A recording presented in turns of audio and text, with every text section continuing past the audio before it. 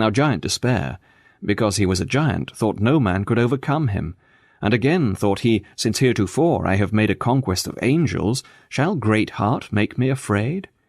So he harnessed himself and went out. He had a cap of steel upon his head, a breastplate of fire girded to him, and he came out in iron shoes, with a great club in his hand. Then these 6 men made up to him, and beset him behind and before. Also when Diffidence the giantess came up to help him, old Mr. Honest cut her down at one blow. Then they fought for their lives, and Giant Despair was brought down to the ground, but was very loath to die. He struggled hard, and had, as they say, as many lives as a cat. But Great Heart was his death, for he left him not till he had severed his head from his shoulders. Then they fell to demolishing Doubting Castle, and that you know might with ease be done, since Giant Despair was dead. They were 7 days in destroying of that, and in it of pilgrims they found one Mr. Despondency, almost starved to death, and one Much Afraid his daughter. These 2 they saved alive. But it would have made you a wonder to have seen the dead bodies that lay here and there in the castle yard, and how full of dead men's bones the dungeon was. When Mr. Greatheart and his companions had performed this exploit, they took Mr. Despondency and his daughter Much Afraid into their protection, for they were honest people, though they were prisoners in Doubting Castle to that tyrant Giant Despair. They therefore, I say, took with them the head of the giant, for his body they had buried under a heap of stones, and down to the road and to their companions they came, and showed them what they had done. Now when Feeble-Mind and Ready to Halt saw that it was the head of Giant Despair indeed, they were very jocund and merry. Now Christiana, if need was, could play upon the viol, and her daughter Mercy upon the lute. So since they were so merry disposed, she played them a lesson, and Ready to Halt would dance. So he took Despondency's daughter, named Much Afraid, by the hand, and to dancing they went in the road. True, he could not dance without one crutch in his hand, but I promise you he footed it well. Also the girl was to be commended, for she answered the music handsomely. As for Mr. Despondency, the music was not much to him. He was for feeding rather than dancing, for that he was almost starved. So Christiana gave him some of her bottle of spirits for present relief, and then prepared him something to eat, and in little time the old gentleman came to himself and began to be finely revived. Now I saw in my dream, when all these things were finished, Mr. Greatheart took the head of Giant Despair and set it upon a pole by the highway side, right over against the pillar that Christian erected for a caution to pilgrims that came after to take heed of entering into his grounds. Then he writ under it upon a marble stone these verses following. This is the head of him whose name only in former times did pilgrims terrify. His castle's down, and Diffidence his wife, brave Master Greatheart has bereft of life. Despondency his daughter Much Afraid, Greatheart for them also the man has played. Who hereof doubts, if he'll but cast his eye up hither may his scruples satisfy. This head also, when doubting cripples dance, doth show from fears they have deliverance. When these men had thus bravely showed themselves against Doubting Castle, and had slain Giant Despair, they went forward, and went on till they came to the Delectable Mountains, where Christian and Hopeful refreshed themselves with the varieties of the place. They also acquainted themselves with the shepherds there, who welcomed them as they had done Christian before unto the Delectable Mountains. Now the shepherds, seeing so great a train follow Mr. Greatheart, for with him they were well acquainted, they said unto him, Good sir, you have got goodly company here. Pray, where did you find all these? Then Mr. Greatheart replied, First here's Christiana and her train, her sons and her sons' wives, who like the wain keep by the pole, and do by compass steer from sin to grace, else they had not been here. Next here's old Honest come on pilgrimage, Ready to Halt too, who I dare engage. True-hearted is, and so is Feeble-Mind, who willing was not to be left behind. Despondency, good man, is coming after, and so also is Much Afraid his daughter. May we have entertainment here, or must we further go? Let's know whereon to trust. Then said the shepherds, This is a comfortable company, you are welcome to us, for we have for the feeble as for the strong. Our prince has an eye to what is done to the least of these. Therefore infirmity must not be a block to our entertainment.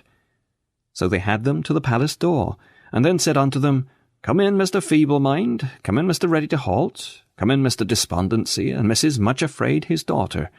These Mr. Greatheart, said the shepherds to the guide, we call in by name, for that they are most subject to draw back.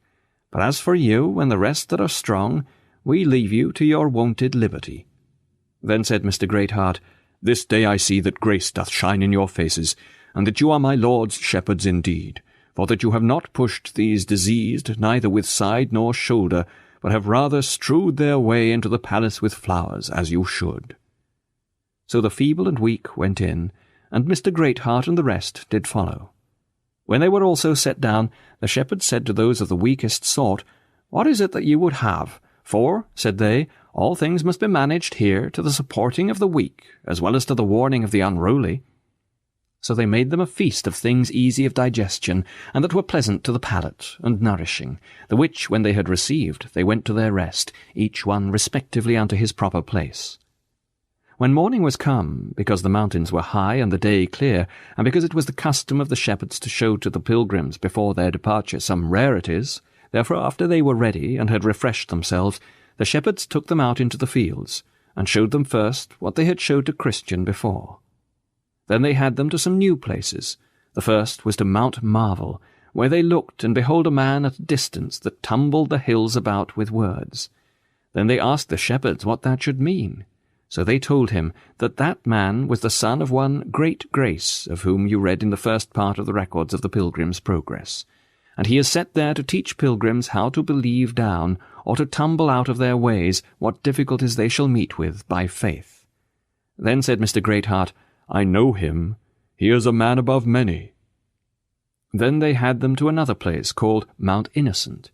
And there they saw a man clothed all in white, and two men, Prejudice and Ill Will, continually casting dirt upon him.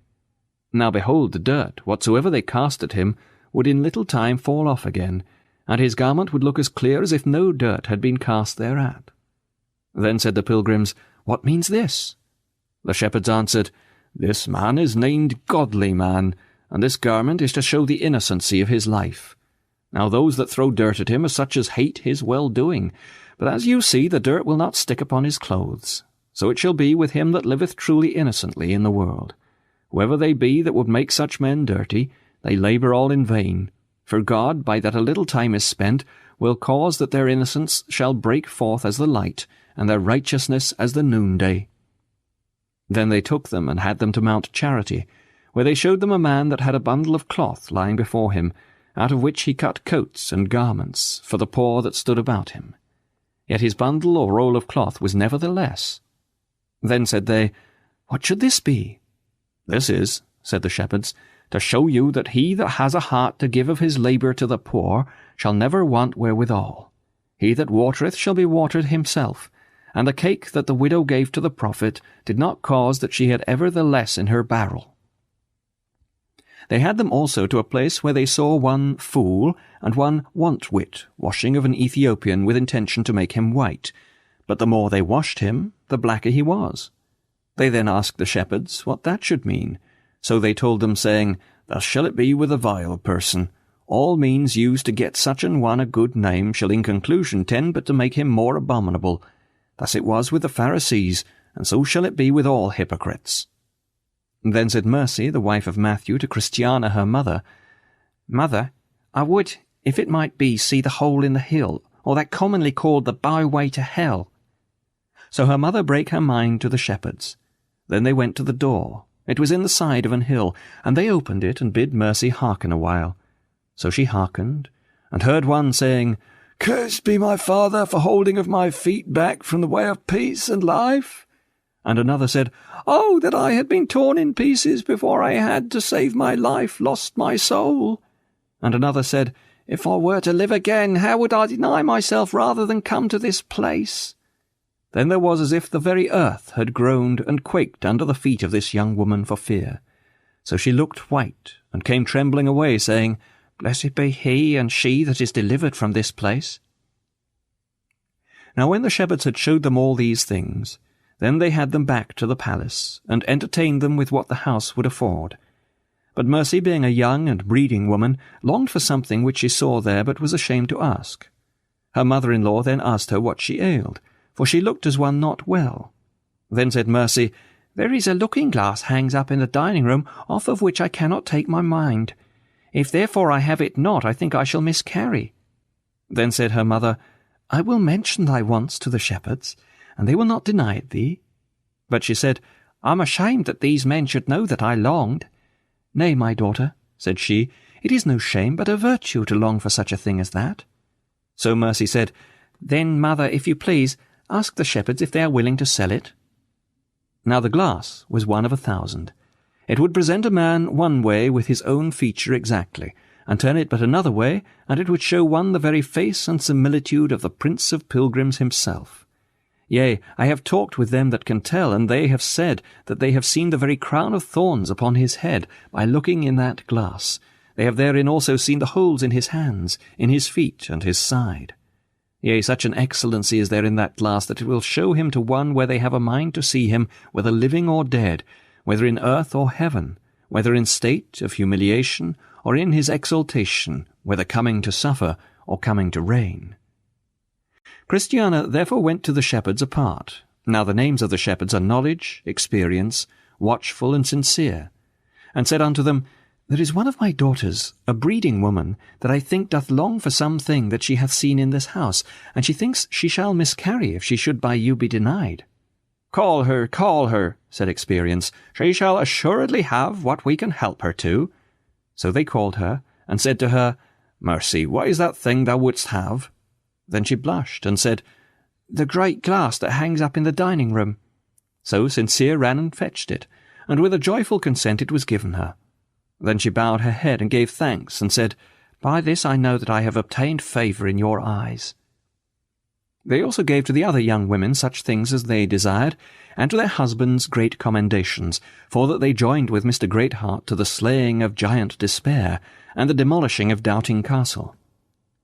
About Christiana's neck the shepherds put a bracelet, and so they did about the necks of her 4 daughters. Also they put earrings in their ears, and jewels on their foreheads. When they were minded to go hence, they let them go in peace, but gave not to them those certain cautions which before was given to Christian and his companion. The reason was for that these had Greatheart to be their guide, who was one that was well acquainted with things, and so could give them their cautions more seasonably, to wit, even then when the danger was nigh the approaching. What cautions Christian and his companions had received of the shepherds, they had also lost by that the time was come that they had need to put them in practice, wherefore here was the advantage that this company had over the other. From hence they went on singing, and they said, Behold, how fitly are the stages set for their relief that pilgrims are become, and how they us receive without one let, that make the other life our mark and home. What novelties they have to us they give, that we, though pilgrims, joyful lives may live. They do upon us too such things bestow, that show we pilgrims are, where'er we go. When they were gone from the shepherds, they quickly came to the place where Christian met with one Turnaway, that dwelt in the town of Apostasy. Wherefore of him Mr. Greatheart their guide did now put them in mind, saying, This is the place where Christian met with one Turnaway, who carried with him the character of his rebellion at his back. And this I have to say concerning this man, he would hearken to no counsel, but once a-falling, persuasion could not stop him. When he came to the place where the cross and the sepulchre was, he did meet with one that did bid him look there, but he gnashed with his teeth and stamped, and said he was resolved to go back to his own town. Before he came to the gate he met with Evangelist, who offered to lay hands on him to turn him into the way again, but this Turnaway resisted him, and having done much despite unto him, he got away over the wall, and so escaped his hand. Then they went on. And just at the place where Little Faith formerly was robbed, there stood a man with his sword drawn, and his face all bloody. Then said Mr. Greatheart, What art thou? The man made answer, saying, I am one whose name is Valiant for Truth. I am a pilgrim, and am going to the celestial city. Now as I was in my way, there was 3 men did beset me, and propounded unto me these 3 things, whether I would become one of them, or go back from whence I came, or die upon the place. To the first I answered, I had been a true man a long season, and therefore it could not be expected that I now should cast in my lot with thieves. Then they demanded what I would say to the second. So I told them that the place from whence I came, had I not found incommodity there, I had not forsaken it at all, but finding it altogether unsuitable to me and very unprofitable for me, I forsook it for this way. Then they asked me what I said to the third, and I told them my life cost more dear far than that I should lightly give it away.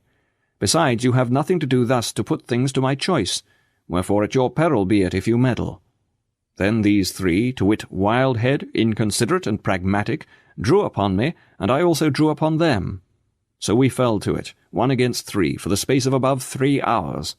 They have left upon me, as you see, some of the marks of their valour, and have also carried away with them some of mine. They are but just now gone. I suppose they might, as the saying is, hear your horse dash, and so they betook them to flight. But here was great odds, 3 against 1. 'Tis true, but little and more are nothing to him that has the truth on his side. Though an host should encamp against me, said one, my heart shall not fear. Though war should rise against me, in this will I be confident, etc. Besides, said he, I have read in some records that one man has fought an army.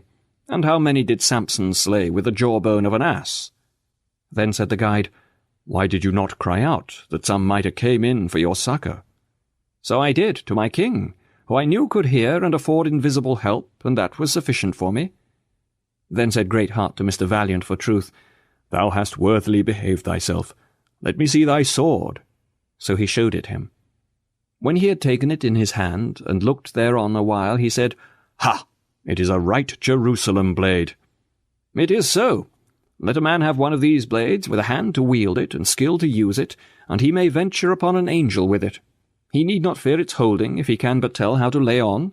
Its edges will never blunt, it will cut flesh and bones, and soul and spirit and all. But you fought a great while. I wonder you was not weary.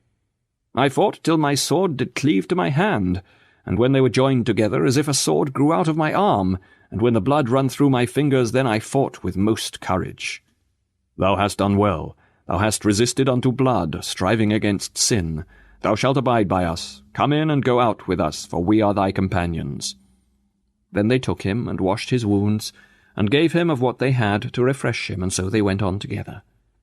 Now as they went on, because Mr. Greatheart was delighted in him, for he loved one greatly that he found to be a man of his hands, and because there was with his company them that was feeble and weak, therefore he questioned with him about many things. At first, what countryman he was. I am of Darkland, for there I was born, and there my father and mother are still. Darkland, said the guide, doth not that lie upon the same coast with the city of destruction? Yes, it doth. Now that which caused me to come on pilgrimage was this. We had one Mr. Telltrue came into our parts, and he told it about what Christian had done that went from the city of destruction, namely, how he had forsaken his wife and children, and had betaken himself to a pilgrim's life. It was also confidently reported how he had killed a serpent that had come out to resist him in his journey, and how he got through to whither he intended. It was also told what welcome he had at all his lord's lodgings, especially when he came to the gates of the celestial city. For there, said the man, he was received with sound of trumpet by a company of shining ones. He told it also how all the bells in the city did ring for joy at his reception, and what golden garments he was clothed with many other things that now I shall forbear to relate. In a word, that man so told the story of Christian and his travels, that my heart fell into a burning haste to be gone after him, nor could father or mother stay me, so I got from them, and am come thus far on my way. You came in at the gate, did you not? Yes, yes, for the same man also told us that all would be nothing if we did not begin to enter this way at the gate.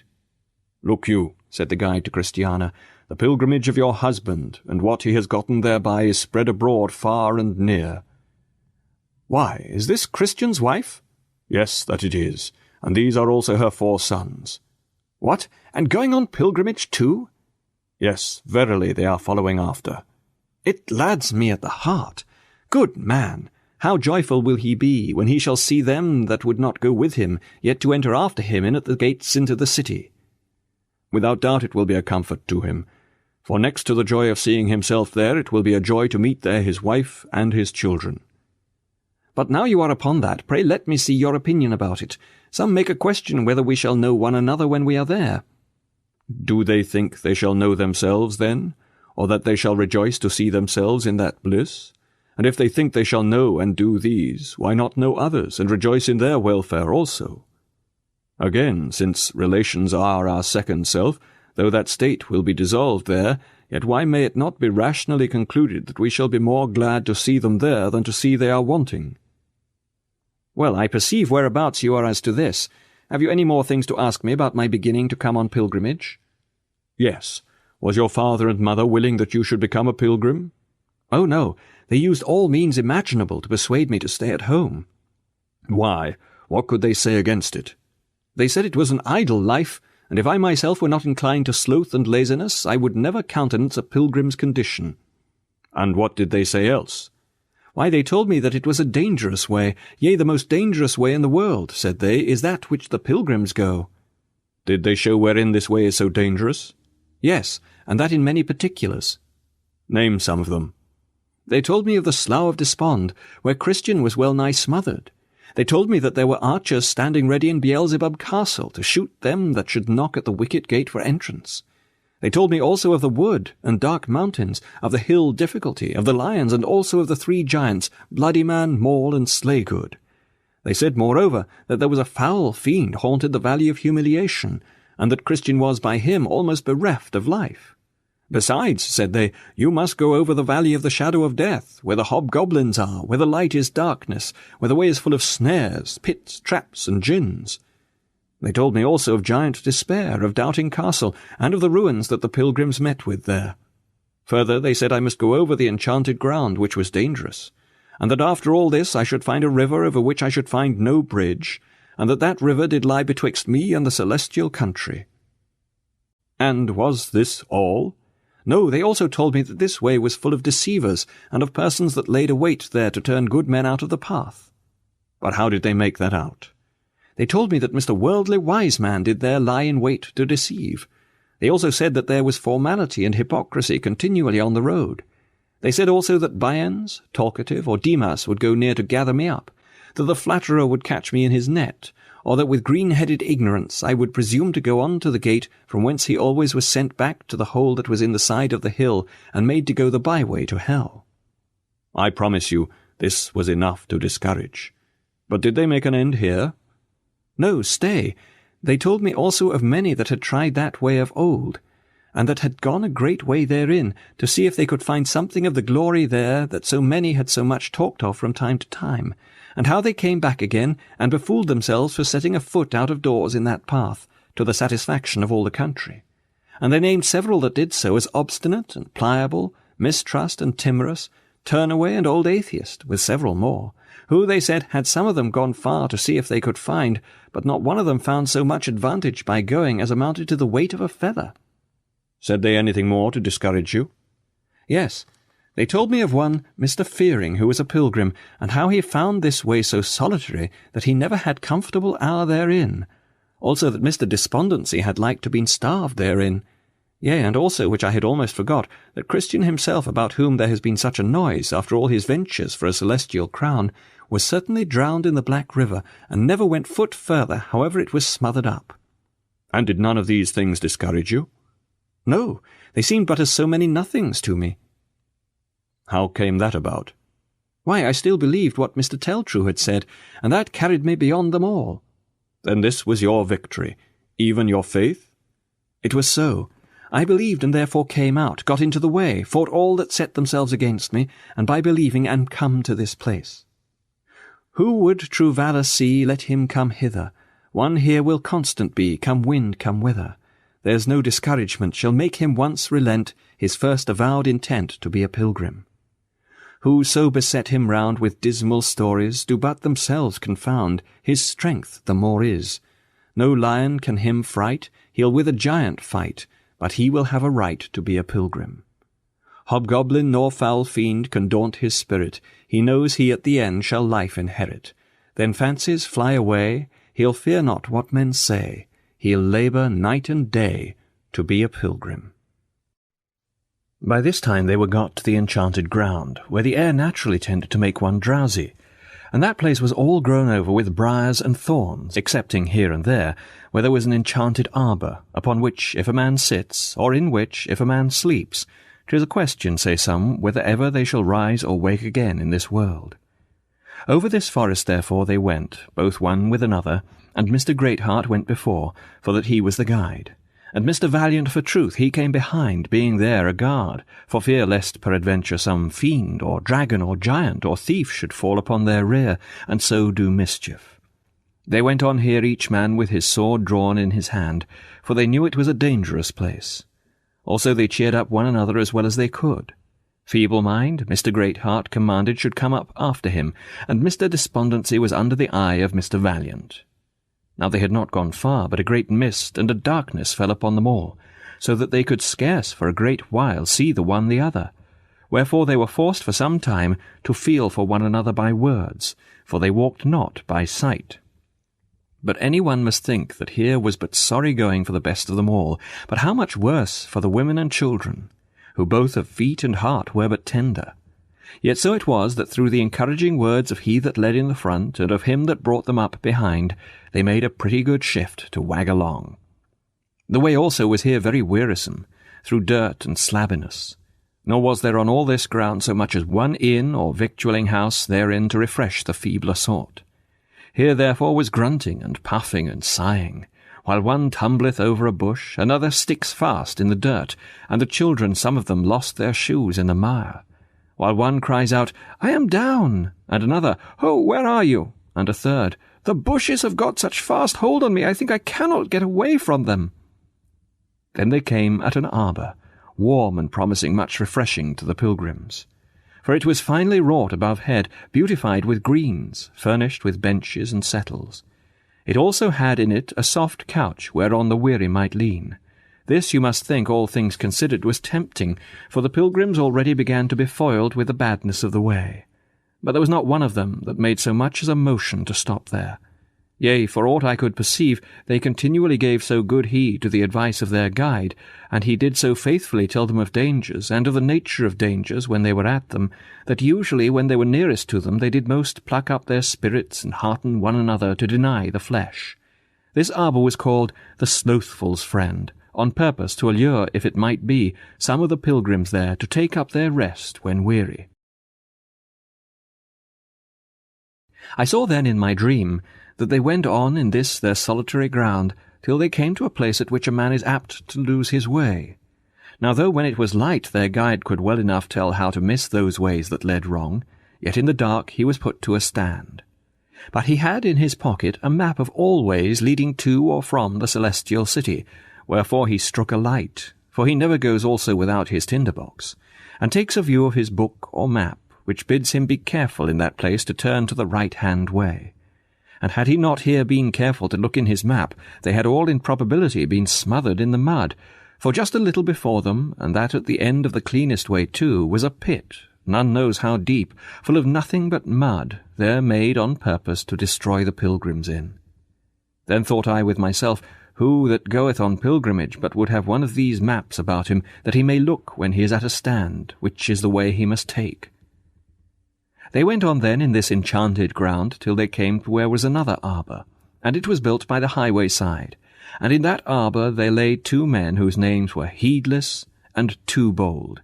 These two went thus far on pilgrimage, but here being wearied with their journey, they sat down to rest themselves, and so fell fast asleep. When the pilgrims saw them, they stood still and shook their heads, for they knew that the sleepers were in a pitiful case.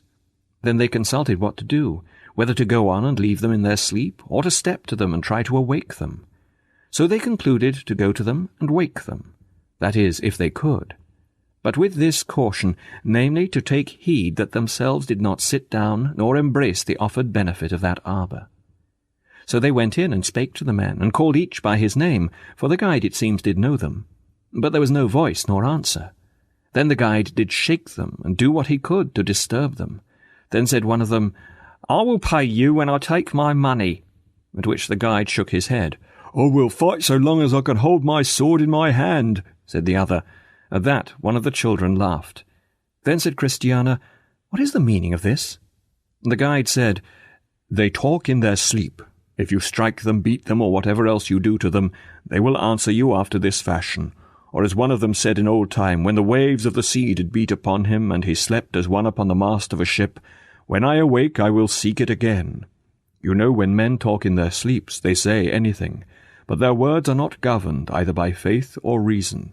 There is an incoherency in their words now, as there was before betwixt their going on pilgrimage and sitting down here. This then is the mischief on't. When heedless ones go on pilgrimage, 'tis 20 to 1, but they are served thus. For this enchanted ground is one of the last refuges that the enemy to pilgrims has, wherefore it is, as you see, placed almost at the end of the way. And so it standeth against us with the more advantage. For when, thinks the enemy, will these fools be so desirous to sit down as when they are weary, and when so like to be weary as when almost at their journey's end?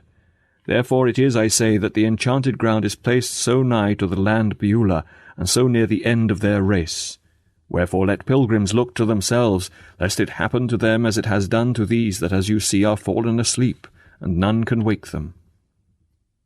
Then the pilgrims desired with trembling to go forward, only they prayed their guide to strike a light, that they might go the rest of their way by the help of the light of a lantern. So he struck a light, and they went by the help of that through the rest of this way, though the darkness was very great. But the children began to be sorely weary, and they cried out unto him that loveth pilgrims to make their way more comfortable. So by that they had gone a little further, a wind arose that drove away the fog, so the air became more clear. Yet they were not off by much of the enchanted ground, only now they could see one another better, and the way wherein they should walk. Now when they were almost at the end of this ground, they perceived that a little before them was a solemn noise, as of one that was much concerned. So they went on and looked before them, and behold, they saw, as they thought, a man upon his knees, with hands and eyes lift up, and speaking, as they thought, earnestly to one that was above. They drew nigh, but could not tell what he said. So they went softly till he had done. When he had done, he got up and began to run towards the celestial city. Then Mr. Greatheart called after him, saying, So ho, friend, let us have your company, if you go, as I suppose you do, to the celestial city. So the man stopped, and they came up to him. But as soon as Mr. Honest saw him, he said, I know this man. Then said Mr. Valiant for truth, Prithee, who is it? 'Tis one, said he, that comes from whereabouts I dwelt. His name is Standfast. He is certainly a right good pilgrim. So they came up one to another, and presently Standfast said to old Honest, Ho, Father Honest, are you there? Aye, said he, that I am, as sure as you are there. Right glad am I, said Mr. Standfast, that I have found you on this road. And as glad am I, said the other, that I espied you upon your knees. Then Mr. Standfast blushed, and said, But why, did you see me?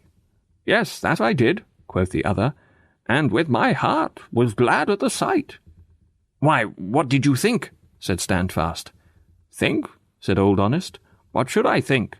I thought we had an honest man upon the road, and therefore should have his company by and by. If you thought not amiss, how happy am I! But if I be not as I should, I alone must bear it.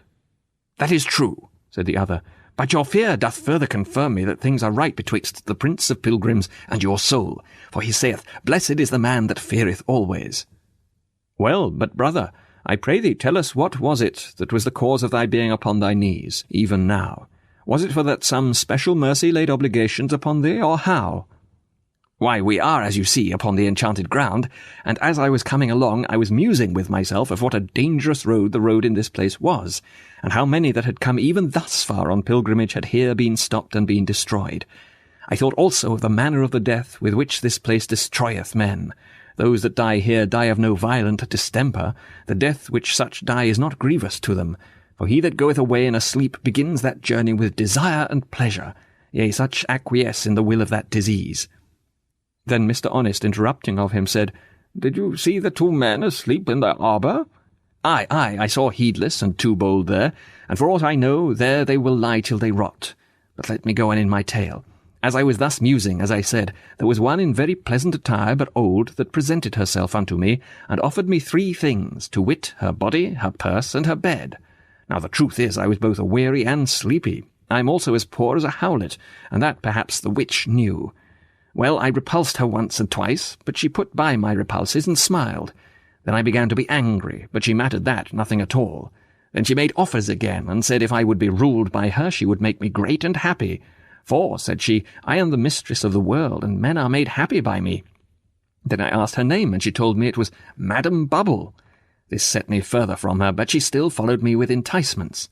Then I betook me, as you see, to my knees, and with hands lift up and cries I prayed to him that had said he would help.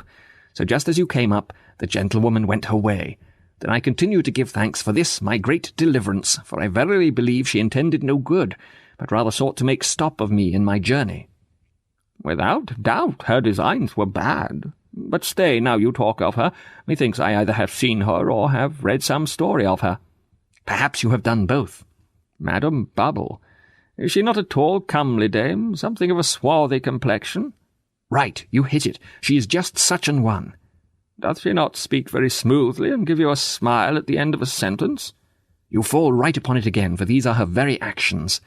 Does she not wear a great purse by her side, and is not her hand often in it, fingering her money as if that was her heart's delight? 'Tis just so. Had she stood by all this while, you could not more amply set her forth before me, nor have better described her features. Then he that drew her picture was a good limner, and he that wrote of her said true. This woman is a witch, and it is by virtue of her sorceries that this ground is enchanted. Whoever doth lay their head down in her lap had as good lay it down upon that block over which the axe doth hang, and whoever lay their eyes upon her beauty are counted the enemies of God. This is she that maintaineth in their splendour all those that are the enemies of pilgrims. Yea, this is she that has bought off many a man from a pilgrim's life. She is a great gossiper. She is always, both she and her daughters, at one pilgrim's heels or another, now commending and then preferring the excellencies of this life. She is a bold and impudent slut. She will talk with any man. She always laugheth poor pilgrims to scorn, but highly commends the rich. If there be one cunning to get money in a place, she will speak well of him from house to house. She loveth banqueting and feasting mainly well. She is always at one full table or another. She has given it out in some places that she is a goddess, and therefore some do worship her. She has her times and open places of feasting, and she will say and avow it that none can show a food comparable to hers. She promiseth to dwell with children's children if they will but love and make much of her. She will cast out of her purse gold like dust in some places and to some persons. She loves to be sought after, spoken well of, and to lie in the bosoms of men. She is never weary of commending of her commodities, and she loves them most that think best of her. She will promise to some crowns and kingdoms if they will but take her advice, yet many has she brought to the halter, and 10,000 times more to hell. Oh, said Standfast, what a mercy is it that I did resist her, for whither might she have drawn me? Whither? Nay, none but God knows whither. But in general, to be sure, she would have drawn thee into many foolish and hurtful lusts, which drown men in destruction and perdition. 'Twas she that set Absalom against his father, and Jeroboam against his master. 'Twas she that persuaded Judas to sell his Lord, and that prevailed with Demas to forsake the godly pilgrim's life. None can tell of the mischief that she doth. She makes variance betwixt rulers and subjects, betwixt parents and children, twixt neighbour and neighbour, twixt a man and his wife, twixt a man and himself, twixt the flesh and the heart. Wherefore, good Master Standfast, be as your name is, and when you have done all, stand. At this discourse there was among the pilgrims a mixture of joy and trembling. But at length they brake out and sang, What danger is the pilgrim in? How many are his foes?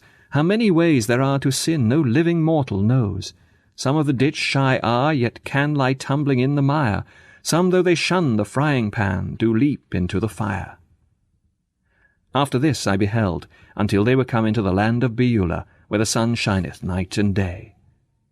Here, because they was weary, they betook themselves a while to rest, and because this country was common for pilgrims, and because the orchards and vineyards that were here belonged to the king of the celestial country, therefore they were licensed to make bold with any of his things. But a little while soon refreshed them here, for the bells did so ring, and the trumpets continually sound so melodiously, that they could not sleep, and yet they received as much refreshing as if they had slept their sleep never so soundly.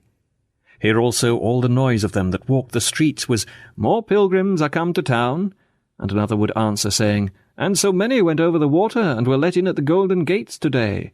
They would cry again, There is now a legion of shining ones just come to town, by which we know that there are more pilgrims upon the road, for here they come to wait for them, and to comfort them after all their sorrow.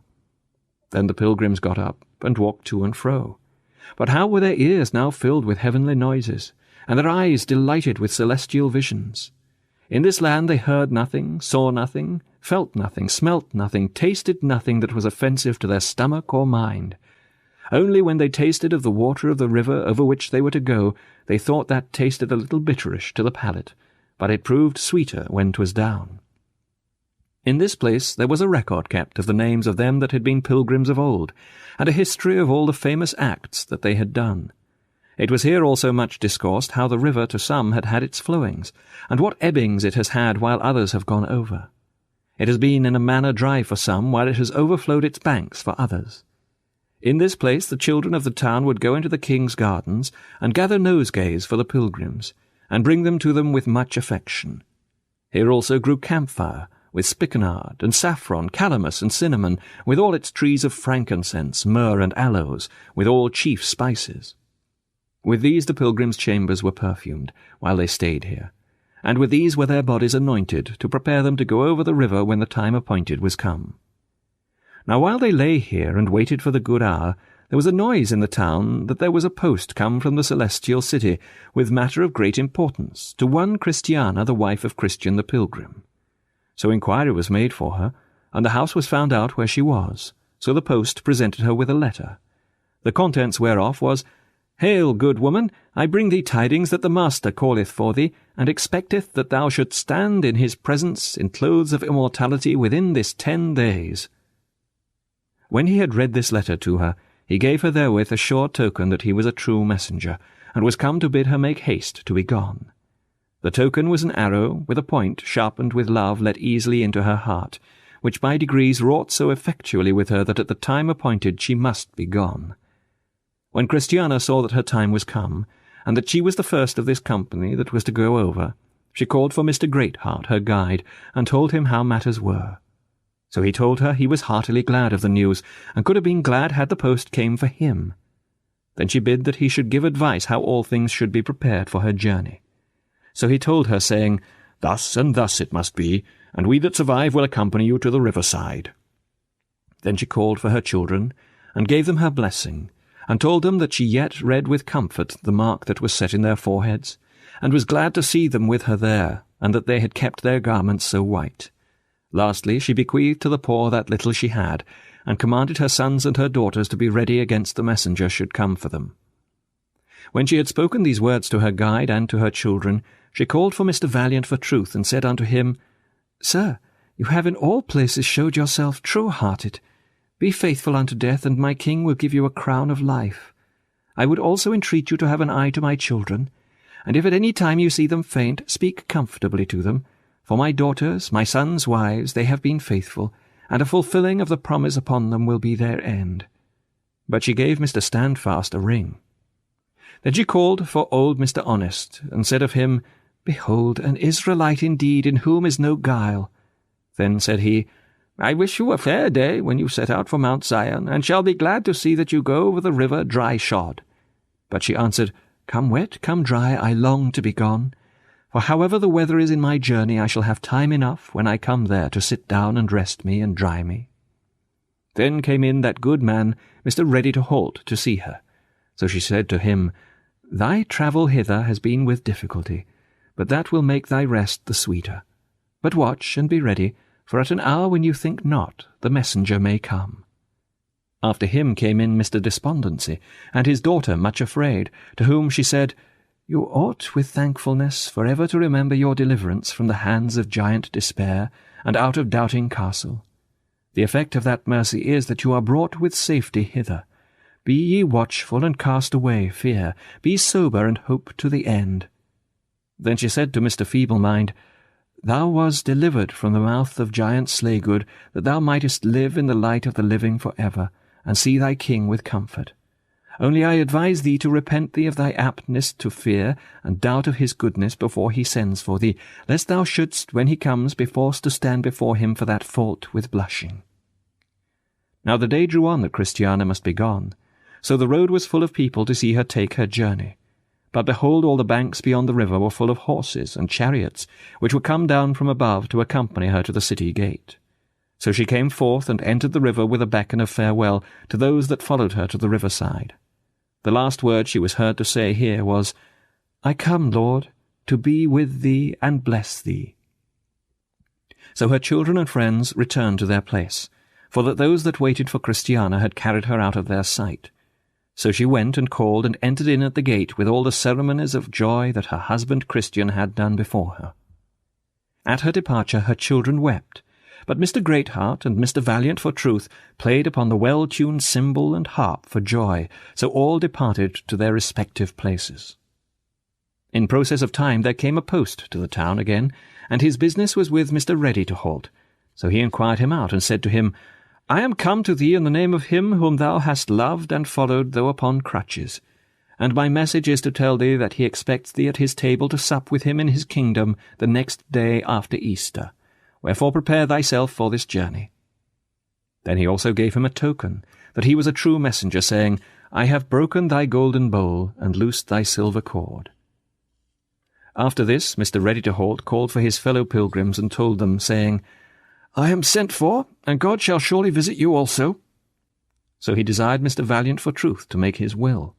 And because he had nothing to bequeath to them that should survive him but his crutches and his good wishes, therefore thus he said, "These crutches I bequeath to my son, that shall tread in my steps with 100 warm wishes that he may prove better than I have done."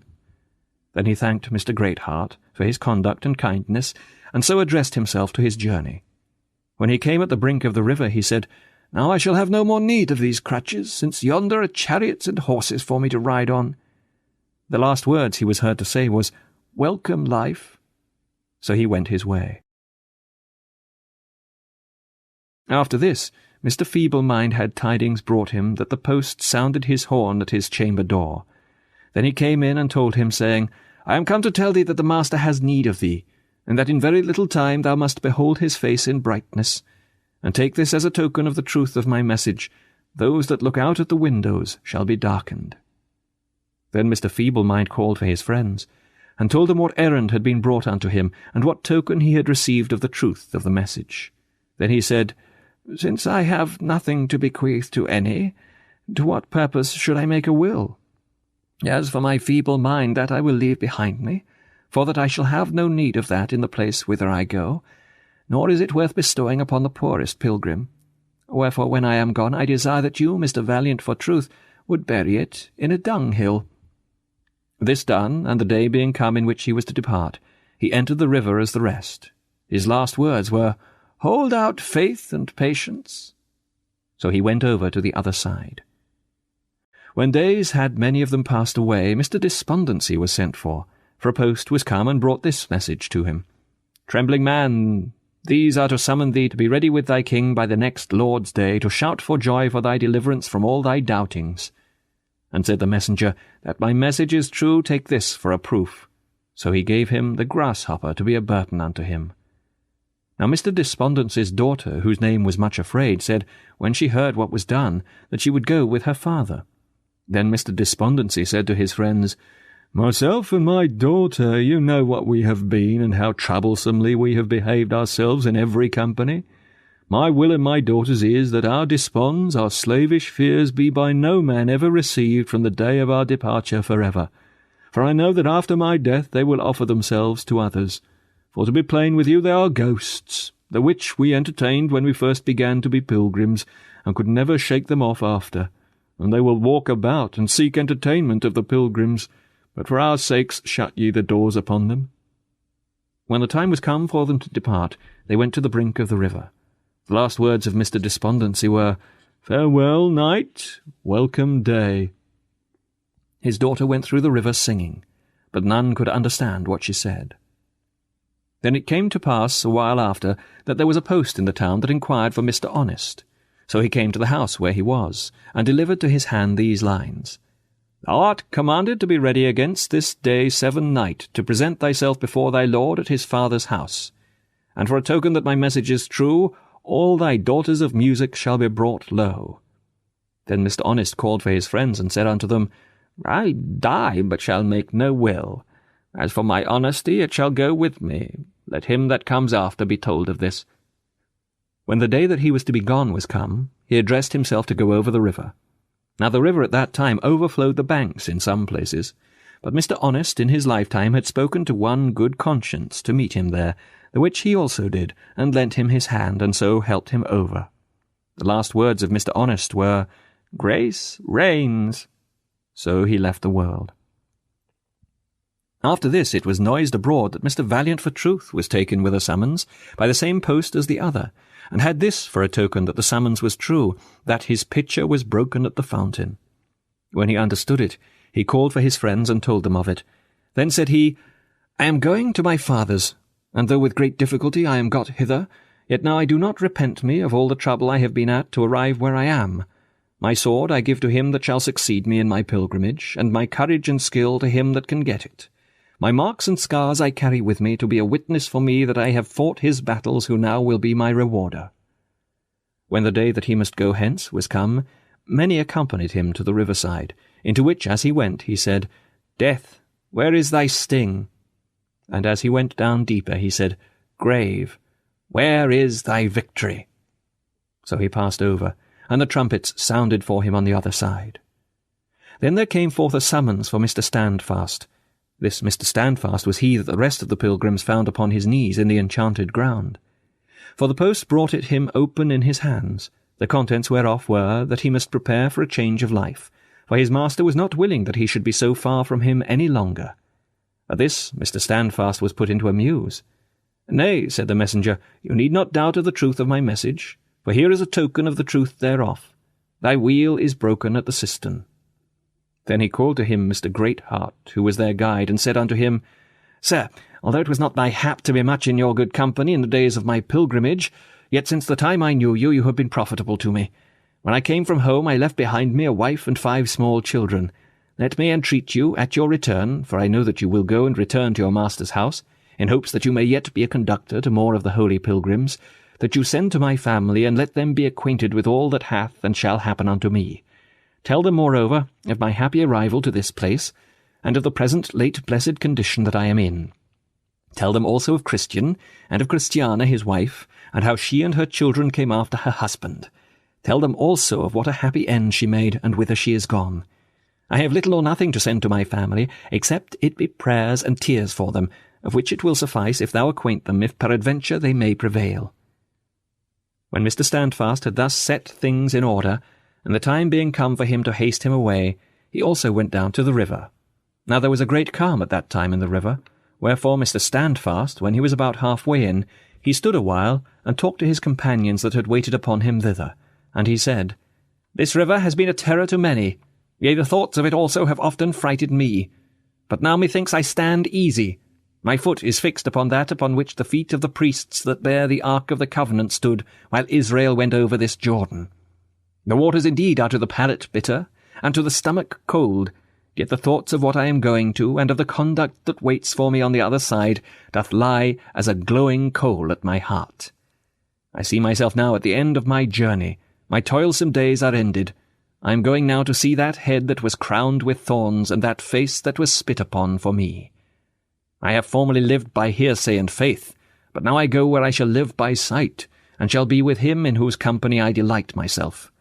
I have loved to hear my Lord spoken of, and wherever I have seen the print of his shoe in the earth, there I have coveted to set my foot too. His name has been to me as a civet box, yea, sweeter than all perfumes.